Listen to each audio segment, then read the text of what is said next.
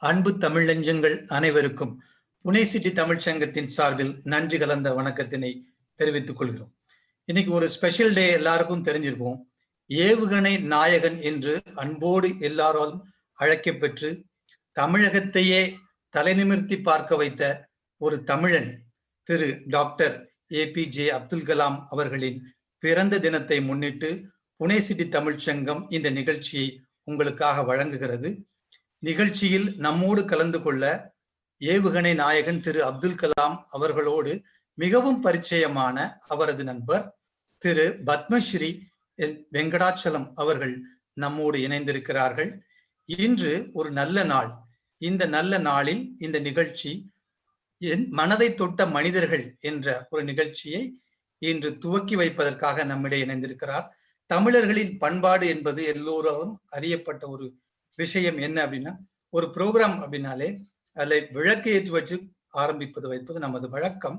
So இந்த நிகழ்ச்சியையும் குத்து விளக்கு ஏற்றி வைத்து ஆரம்பித்து வைக்கும்படி புனே சிட்டி தமிழ் சங்கத்தின் தலைவர் திரு ராம்ஜி அவர்களை அன்போடு அழைக்கிறேன்.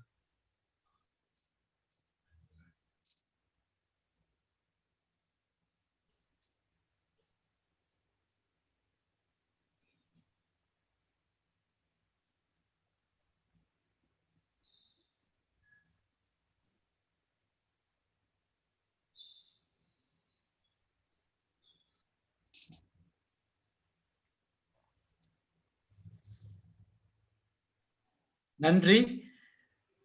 தமிழ் அன்னையாம் நமது அன்னை அவர்களை வணங்கும் விதத்தில் தமிழ்தாய் வாழ்த்தோடு நமது நிகழ்ச்சியை ஆரம்பிக்கலாம். தமிழ்தாய் வாழ்.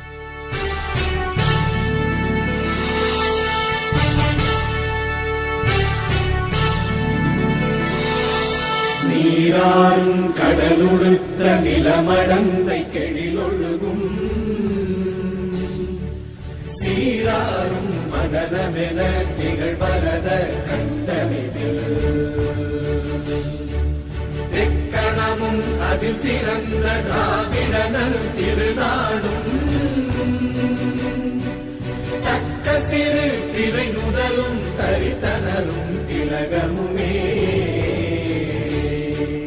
அத்திலக வாசனை போல் அனைத்துலகும் இன்பமுற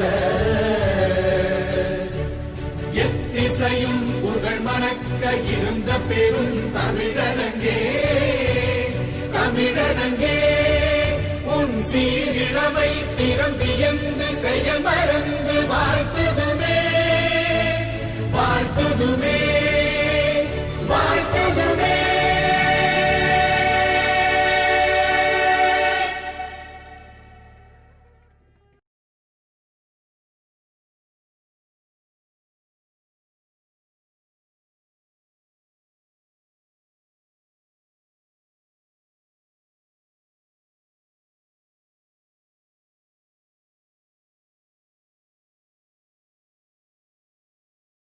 மகிழ்ச்சி அடைகிறது.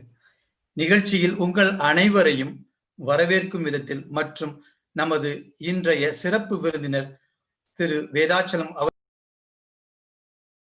வரவேற்புரை வழங்கும்படி நமது தலைவர் திரு ராம்ஜி அவர்களை வேண்டிக் கொள்கிறேன். அனைவருக்கும் இனிய மாலை வணக்கம். Respected Padma Shri Dr. Vedachalam, dear members and viewers,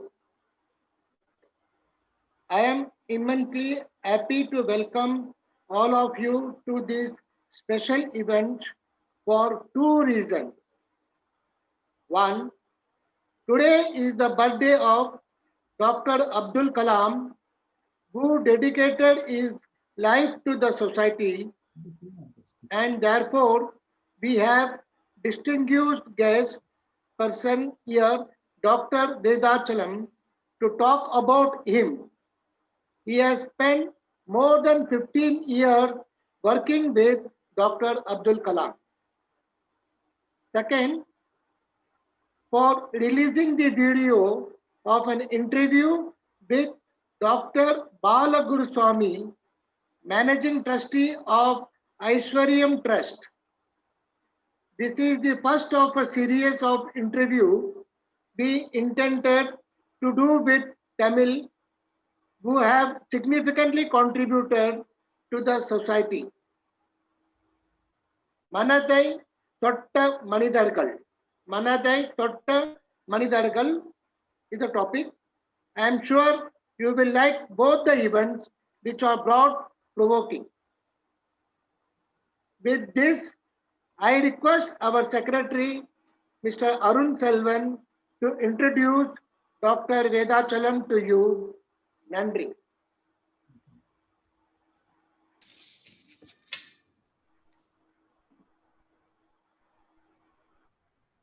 அனைவருக்கும் வணக்கம்.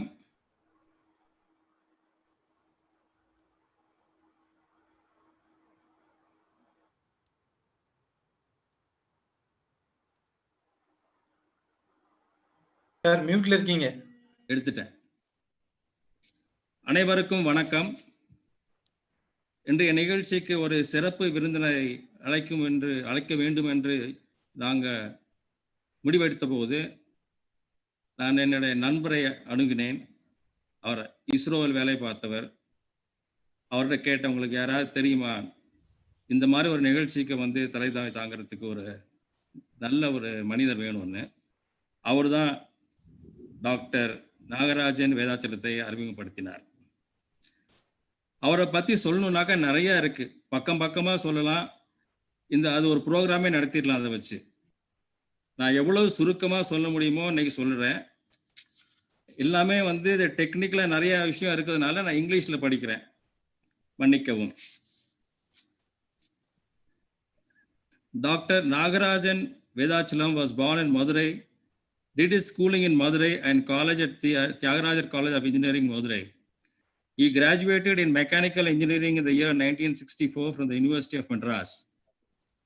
After 4 years of service in DRDO labs at Pune, Pune and Hyderabad, he joined Indian Space Research Organization, ISRO, in July 1969 as a scientist come engineer at Space Science and Technology Center, Tumba, Thiruvananthapuram.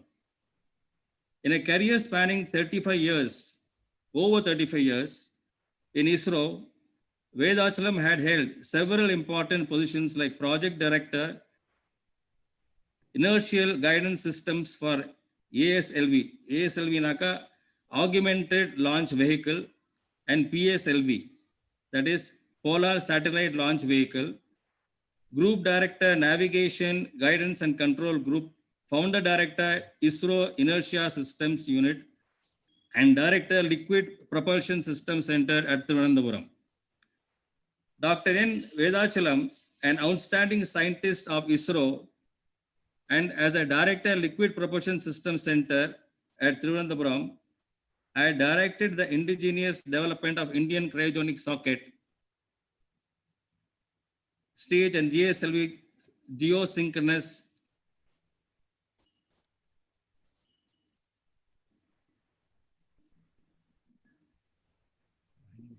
satellite launching vehicle, and responsible for successful testing of the first cryogenic engine for 1,000 seconds for geostationary satellite launch vehicle GSLV.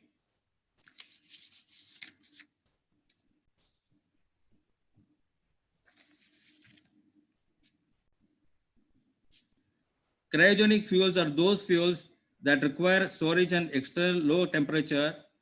Recognizing the enormous work he has done in the field of cryogenic rocket engines, navigation system for ASLV, PSLV and GSLV launch vehicles, Madurai Kamaraj University conferred on Nagarajan Vedachalam the degree of Doctor of Science, honoris causa in the 2009 for his 4 decades of research and development service in Government of India. Awards received: Dr. Byron Roy Trust National Award in 1990, Astronomical Society of India Award in 1996, Institution of Electronics and Telecommunication Engineers Award in 1997. Here comes the crowning of all awards. In view of his outstanding contribution to science and engineering, nation had honored him with Padma Shri on the 54th Republic Day, 2003. The Russian Academy of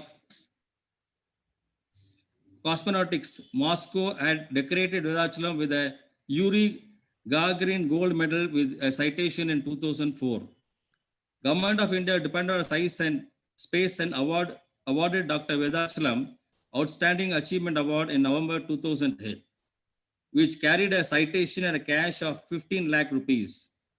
Dr. Vedachalam on superannuation from Government of India service in November 2004 was conferred with Dr. K.R. Ramanathan Distinguished Professorship by the Government of India, Department of Space till December 2006. There are some non-ISRO national assignments.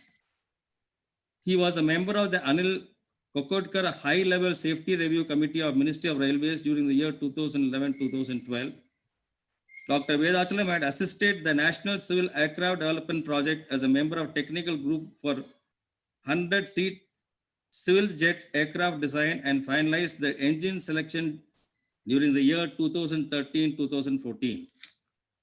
Professor Vedachalam was also a member of Kasturi Rangan Committee constituted by Ministry of Environment and Forest towards environmental impact assessment of a high-rise building, national highways and special economic zones during the year 2014-15. Dr. Vedachalam was the leader of the workshop to identify mission mode projects on hydrogen energy and fuel cell development for road transportation sector of the Ministry of New and Renewable Energy in 2016. Now we come to the last part of his biodata. Presently, Professor Vedachalam, apart from ISRO, renders his service as a member of Program Advisory Committee in Science and Engineering Research Board, Ministry of Science and Technology, Government of India. Professor Vedachalam is a co-chairman for development of precision farm machinery towards mechanization of entire agriculture in the country. Professor Vedachalam had worked and shared many interactions with Dr. APJ Abdul Kalam for more than 4 decades. I invite him to share his experience with us.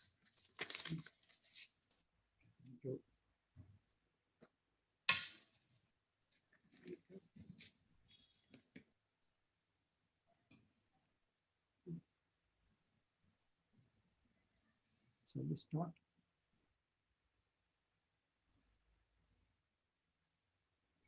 The audio is clear. Yes, sir. Video will not come for me.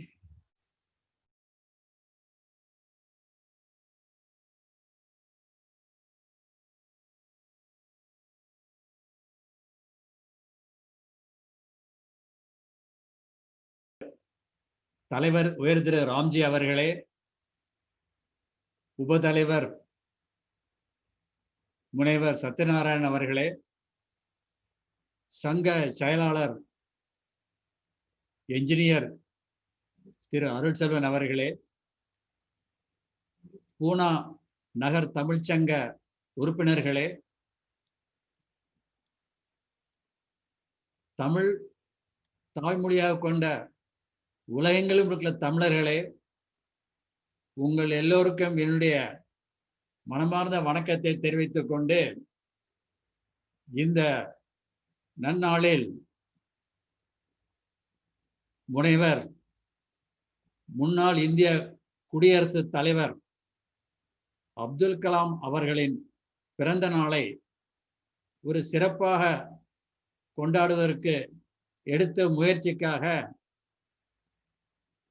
பூனா நகர் தமிழ் சங்கத்திற்கு என்னுடைய மனமார்ந்த வாழ்த்துக்களையும் தெரிவித்துக் கொள்கிறேன்.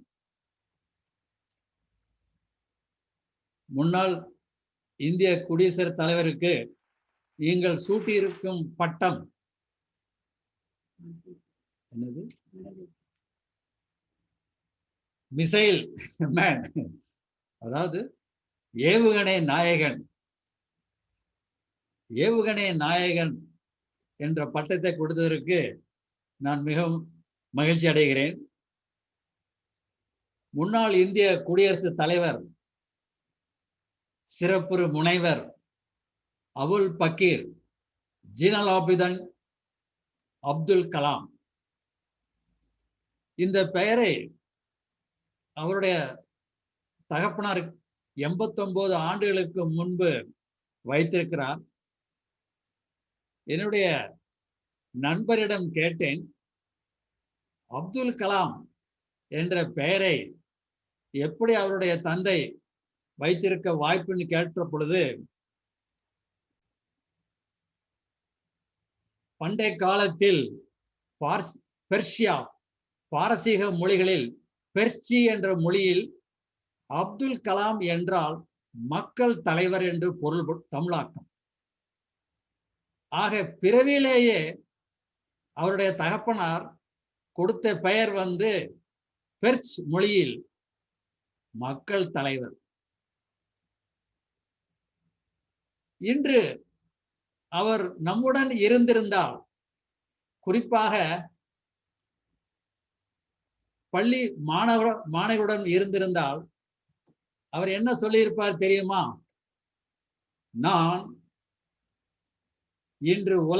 இன்று சூரியனை 89 முறை சுற்றி வந்திருக்கிறேன். இதை ஒரு தடவை பள்ளி மாணவர்களிடம் சொல்லும் பொழுது அவர் எல்லோரும் கேட்டு, இவர் எதுக்கு சூரியனை போய் சுத்திட்டு? விஞ்ஞானத்தை எப்பயுமே சொல்லி வரோம். விஞ்ஞானம் பின்புறம் இருக்கும். அதற்கு எந்த சொல்லிலும் ஒரு சிறிய விஞ்ஞானம் இருக்கும்.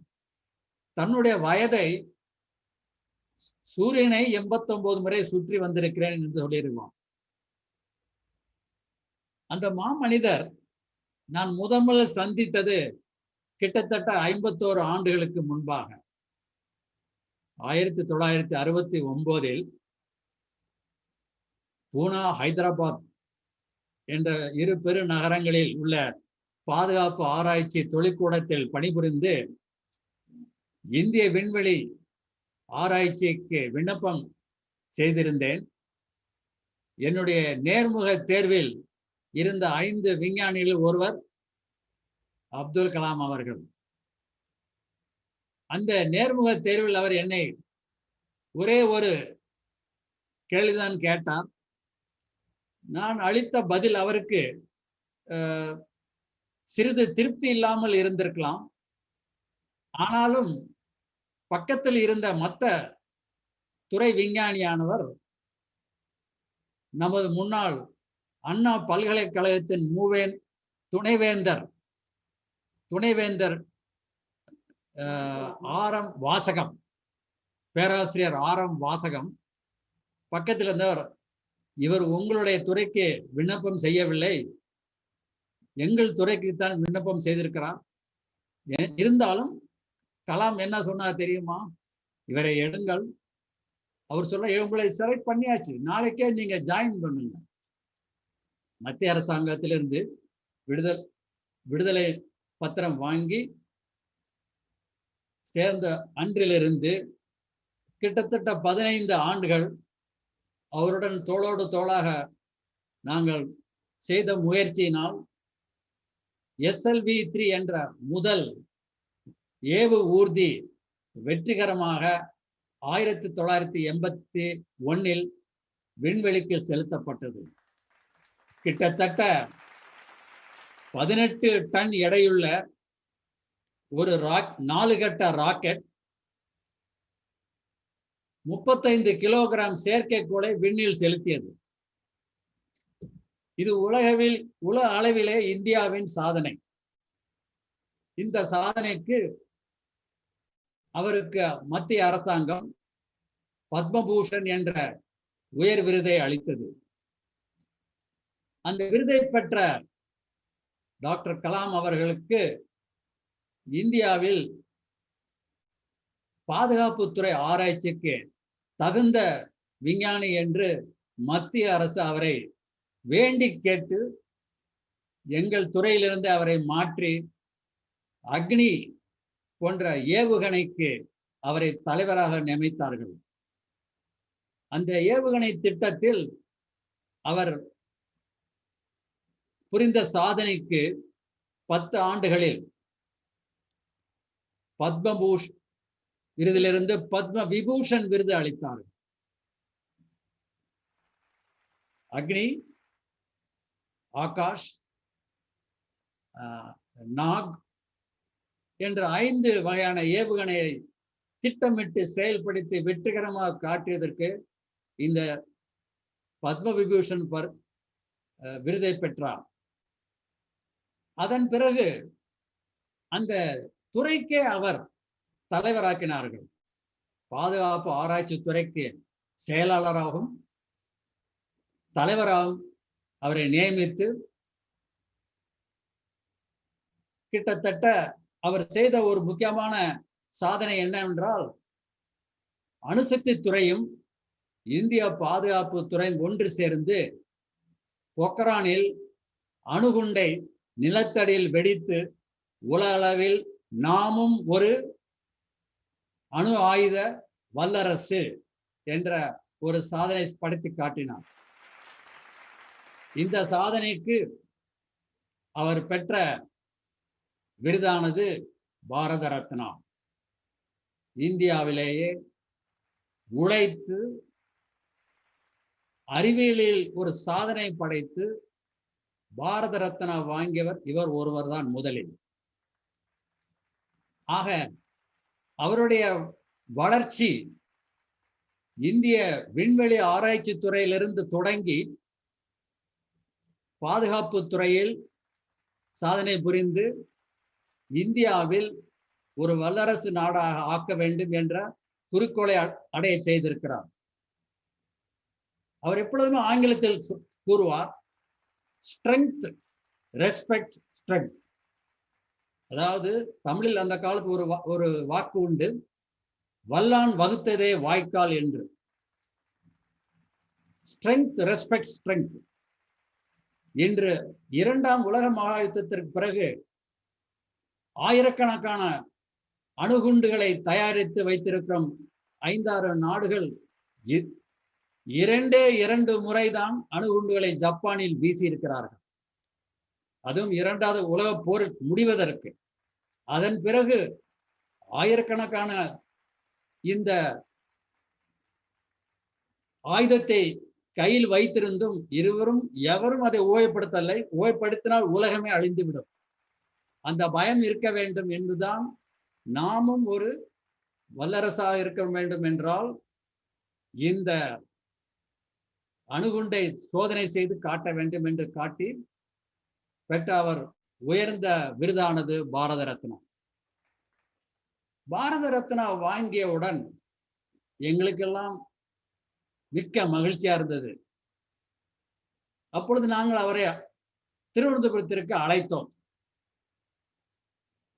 எங்களுக்கெல்லாம் உடனே அவர் வருகிறேன் என்று ஒரு வாரத்தில் திருவனந்தபுரம் வந்து விக்ரம் சாராபாய் விண்வெளி மையத்தில் உரையாற்றினார். நான் அவரிடம் சென்று, நான் இந்த மாபெரும் மையத்திலிருந்து ஒரு சிறிய துணை ஆராய்ச்சி நிலையத்தை தொடங்கி இருக்கிறேன், ஒரு சிறு குறுநில மன்னர் மாதிரின்னு சொன்னேன் தமிழ்ல. ஆகையினால் அவர், நீ குறுநில மன்னர் போதுப்பா, நான் உனக்கா வருவேன் அப்படின்னு சொன்ன. உன்னை எடுத்ததே நான் தானே அப்படின்னு சொன்னார். அதே அடுத்த நாள் என்னுடைய ஆராய்ச்சி நிலையத்திற்கு வந்து அவர் ஒரு சிறிய சாதனை படைத்தார். வந்தவுடன் என்னுடைய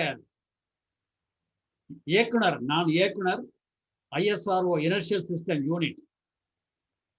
இந்த யூனிட்டில் செய்யப்படுவது மனிதன் இல்லாமலே ராக்கெட்டை எங்கு வேணாம் செலுத்துவதற்கு தேவைப்படும் கருவி, மின்சார மூளை, navigation instrument.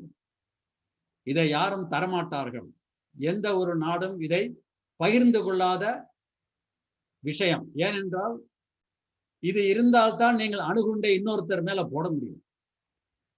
Dual end use என்று சொல்வார்கள்.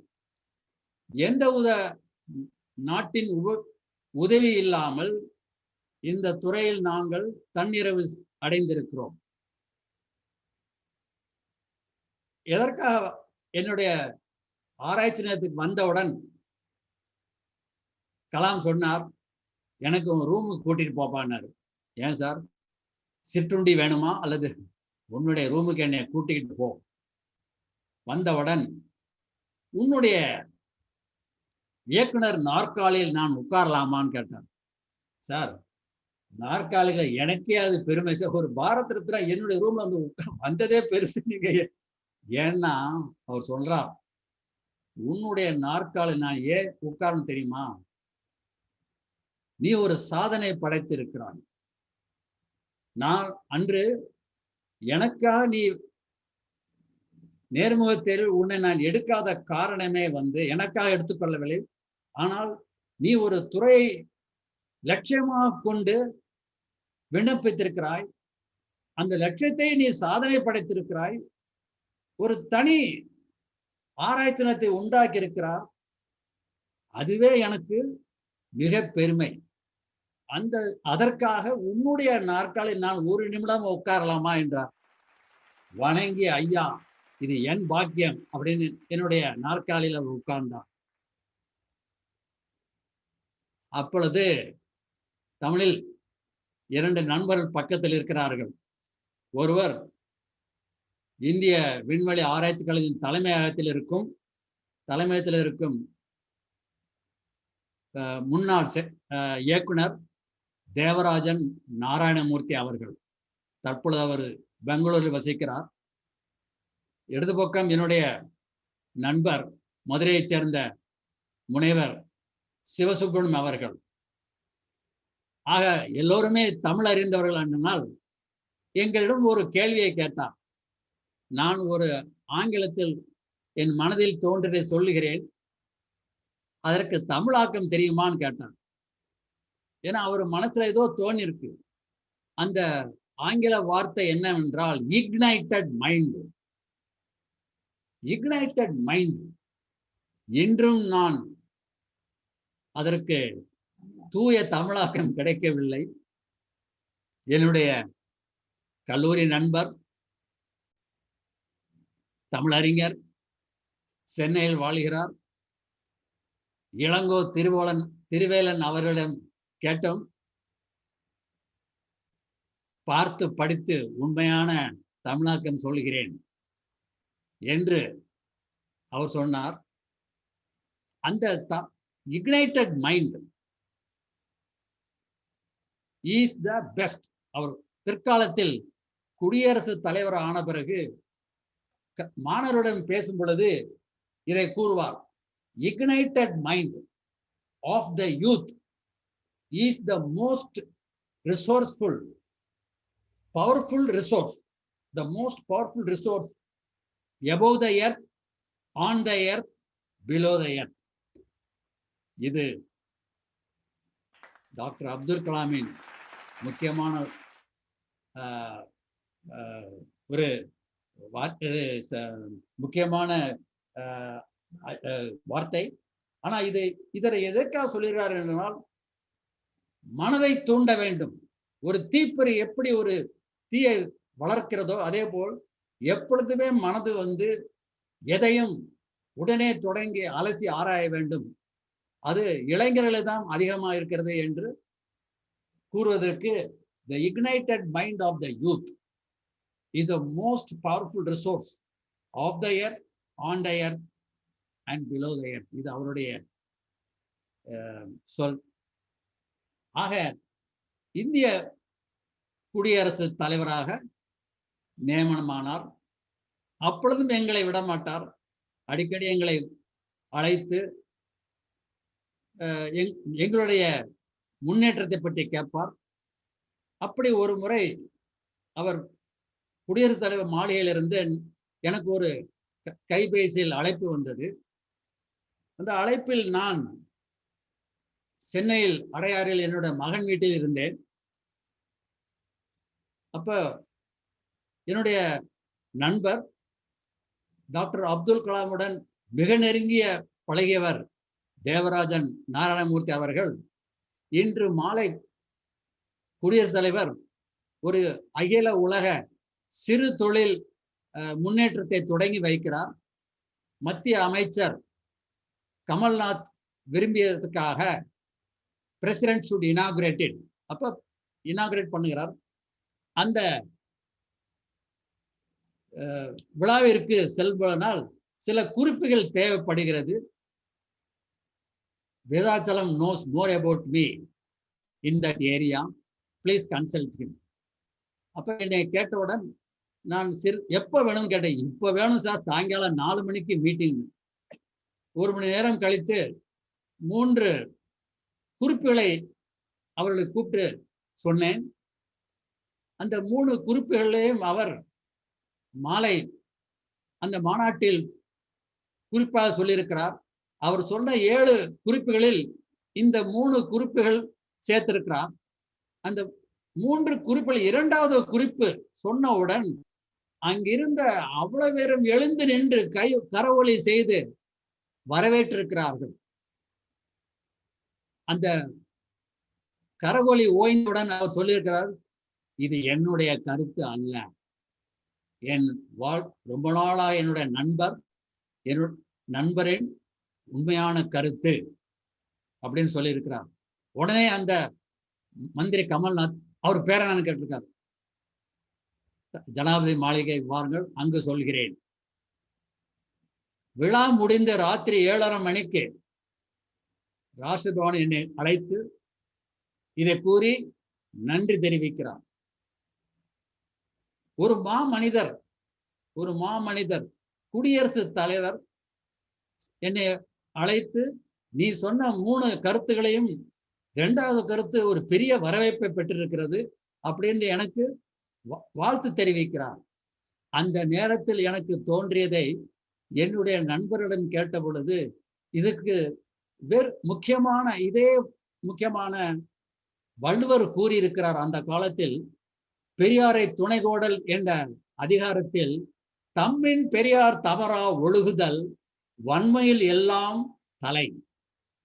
இந்த கருத்து ஒரு பெரியவர் என்பதன் பெரிய முதன்மையான அடையாளம் என்னவென்றால், தம்மை பெரியவர் என்று நினைக்காமல் தம்மை விட பெரியவர் என்று நினைப்பவரிடம் நாம் பெரியவர் அல்லர் என்று தலை தாழ்த்தி இருப்பவர்கள் உண்மையிலே மிக பெரியவர்.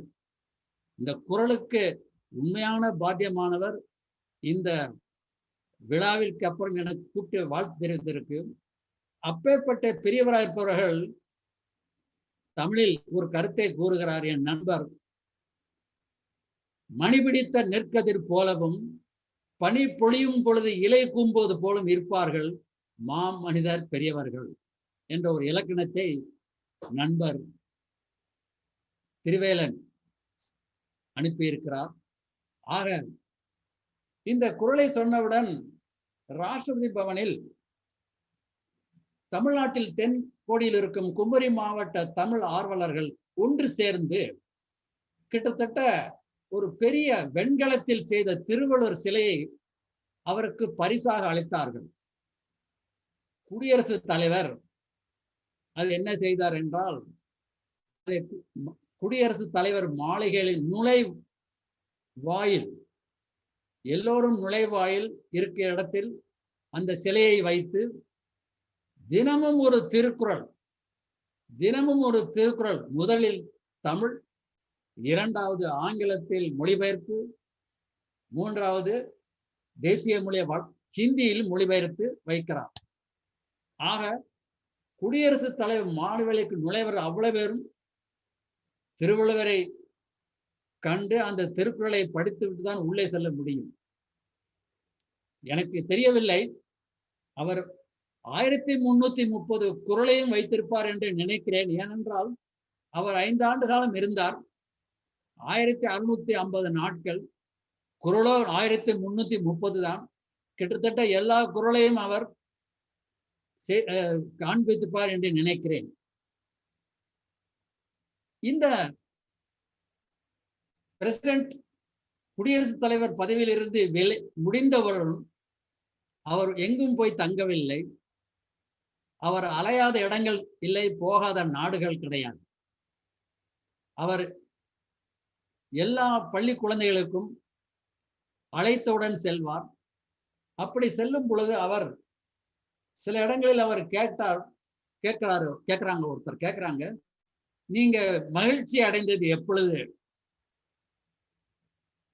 1981 SLV3 ஏவுகணை முதல் வெற்றிகரமாக செலுத்திய பொழுது நான் மகிழ்ச்சி அடைந்தேன். அதை விட எப்ப கிடைச்சிச்சுன்னு கேட்கிறாங்க. அப்ப அக்னி ஏவுகணைகளை செய்து முடித்து பத்ம விபூஷன் பட்டம் கொடுக்கும் பொழுதும் சிறிது மகிழ்ச்சி அடைந்தேன்.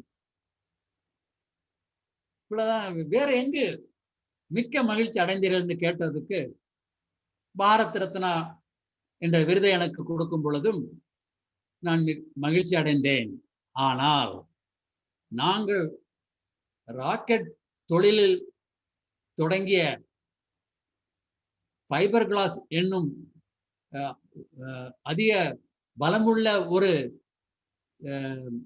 செயற்கை கால் செய்வதற்கு ஜெய்ப்பூர் கால்கள் சொல்வாங்க, ஜெய்ப்பூர் செயற்கை கால்கள் சொல்வார்கள்.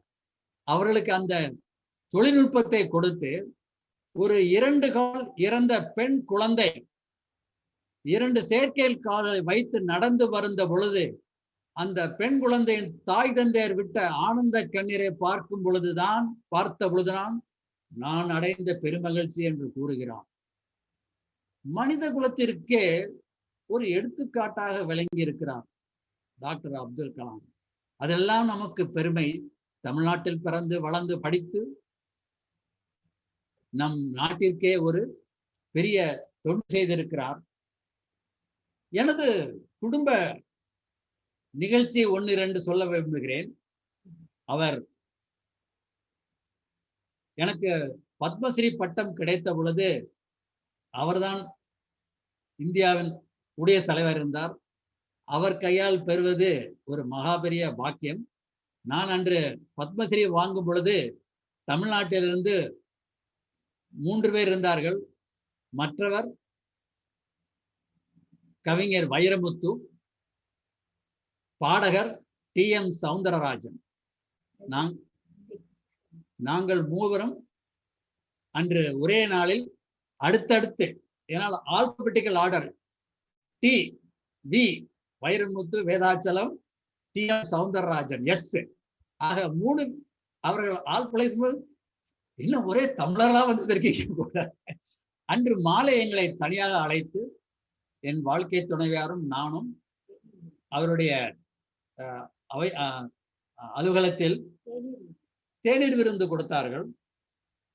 அப்பொழுது என்னுடைய துணைவர் சொன்னார், இவருக்கு கொடுத்த அந்த ஆராய்ச்சி துறையை இவர் முடிக்காமல் சென்றிருந்தால் இந்த துறையே வந்திருக்காதுமா அப்படின்னு சொன்னார். அவங்களுக்கு புரியல. அதே போல் பிரசிடென்ட் ஆக அந்த குடியரசுத் தலைவர் பதவியிலிருந்து முடிந்த பிறகும் என்னுடைய மகளும் மகளோட மகள் பேத்தியும் அவரை சந்திக்க விரும்பியதனால் அவர்களை அழைத்து சென்றேன். வெறும் குறிப்பாக என்னுடைய மகள் பார்வையில்லாதவர்களுக்கு வழிகாட்டி சமூக சேவை செய்து கொண்டிருக்கிறார். அதை பற்றி நிறைவாக கேட்டு தெரிந்து சில குறிப்புகளை கொடுத்தார். அந்த பேத்தி குழந்தைக்கும் ஆசீர்வதித்தார். ஆக ஒரு மனிதர் எந்த ஒரு காரியத்திலும் அவர் எல்லோருடைய மனதிலும் பதிந்தவர். அவர் கடைசியாக அவருடைய லட்சியம் இன்று அவர் இருந்தால் 2000 அவர் சொல்லியிருந்தார் 2020 இந்தியா ஒரு வளர்ச்சி அடைந்த நாடாக இருக்கும், அதற்கு வேண்டிய எந்தெந்த துறையெல்லாம் முன்னேறும் என்றெல்லாம் எழுதி வைத்து எப்பொழுதுமே அதை சொல்லிக் கொண்டிருப்பார். லட்சிய சிகரம் 2020 இந்தியா டெவலப்டு கண்ட்ரி. அவர் இல்லை, நம் முன்னால் இல்லை. நாம் எல்லோரும் அவர் சாதிக்க வேண்டியதை நாம் சாதிக்க முடியவில்லை. அந்த அவருடைய குறிக்கோள் இன்று நிறைவாகவில்லை. ஆனால் என்று அது நிறைவாகும் என்று அவருக்கே தெரியாது. அவர் இல்லை. நாம் எல்லோரும் அவருக்கு இந்த நேரத்தில் அவருடைய பிறந்த நாளில் கடமைப்பட்டிருக்கிறோம். அவர் கடைசியாக எழுதிய ஒரு கவிதையை சொல்ல விரும்புகிறேன். நான் கலாம் ஒரு கவிதை எழுதுகிறார் தமிழில். நான் ஏறிக்கொண்டே இருக்கிறேன், எங்கு இருக்கிறது இலட்சிய சிகரம்? என் இறைவா.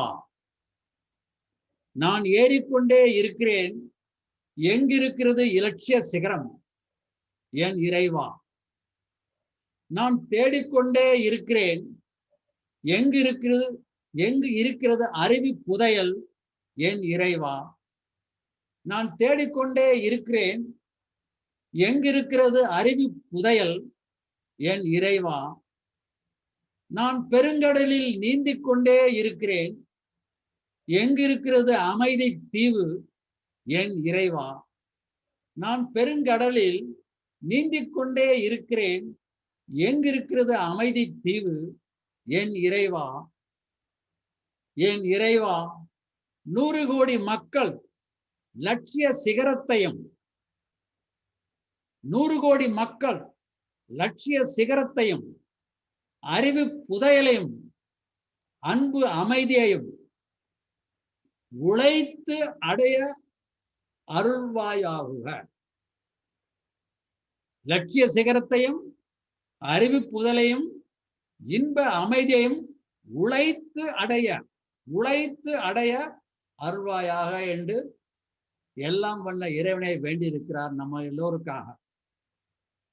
இந்த நன்னாளில், அவர் பிறந்த நாளில், பூனா நகர் தமிழ்ச்சங்கம் மனதை தொட்ட மனிதர்கள் என்ற தலைப்பில் சமூக சேவை ஆர்வலருக்கு வாழ்த்து மடல் அனுப்புவதற்கு ஒரு நல்ல காரியம்.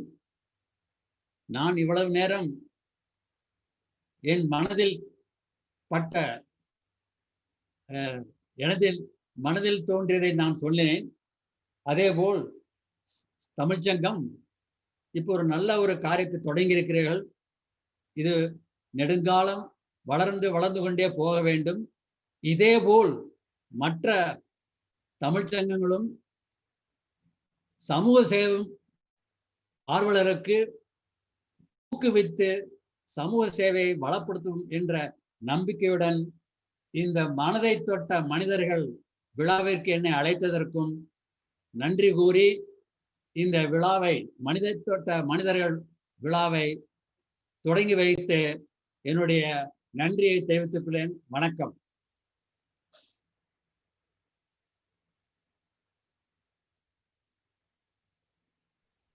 நன்றி நன்றி ஐயா.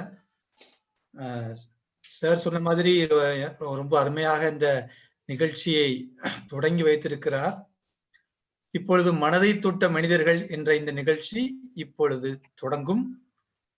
அப்போதே முன்னமே நம்ம சொன்ன மாதிரி நிறைய மக்கள் பொதுநலம் ஒன்றே மனசுல வச்சுக்கிட்டு நிறைய விஷயங்கள் செஞ்சுக்கிட்டு இருக்காங்க.